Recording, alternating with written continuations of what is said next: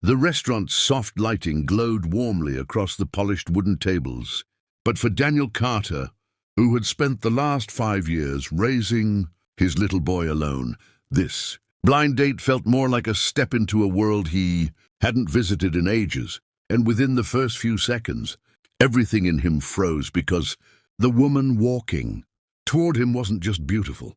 She was trembling, leaning carefully on a pair of sleek silver crutches, and her voice, shaking like a fragile leaf in winter, whispered, "Please, please don't laugh at my crutches." And instantly, Daniel felt something in his chest ache, because he could see she wasn't afraid of being rejected.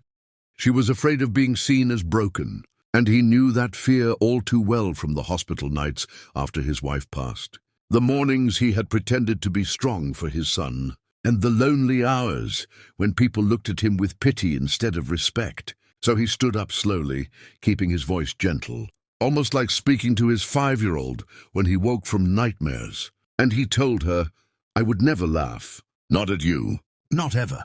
And the way her shoulders loosened just a little made something warm unfold inside him, a reminder that even strangers can feel like home before a single conversation truly begins.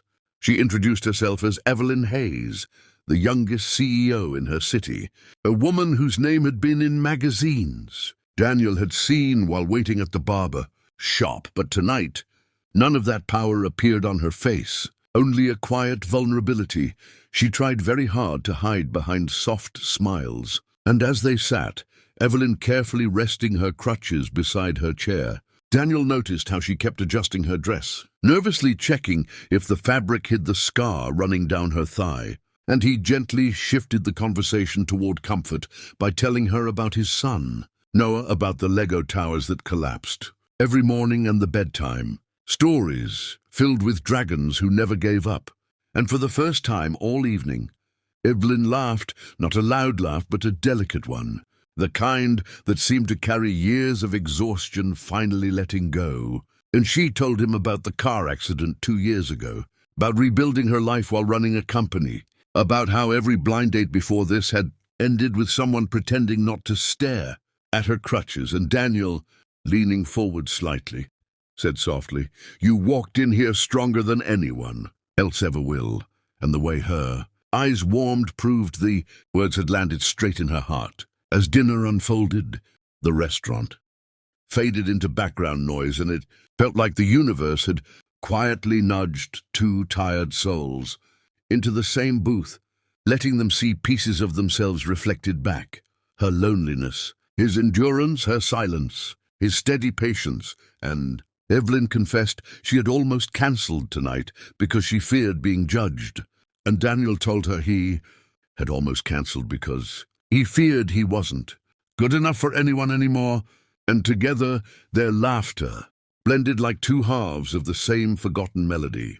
Then as the evening ripened, Evelyn hesitantly reached for her crutches, trying to stand, but the strap of her heel slipped, and Daniel's hands were instantly there, not to save her from falling, but to offer the balance no one had offered in years. And she whispered, voice barely audible, "Why are you being so kind to me?" And Daniel, looking straight into her trembling eyes, replied, "Because someone should have been kind to you a long time ago." And in that moment, Evelyn's eyes softened with a rare glimmer, the kind only seen when a person realizes they have been wounded for so long they forgot what gentleness feels like. And she leaned slightly closer, whispering, "Would you maybe like to see me again?" And Daniel, feeling something hopeful bloom inside him after years of emptiness, nodded without hesitation, saying, "Yes, absolutely yes."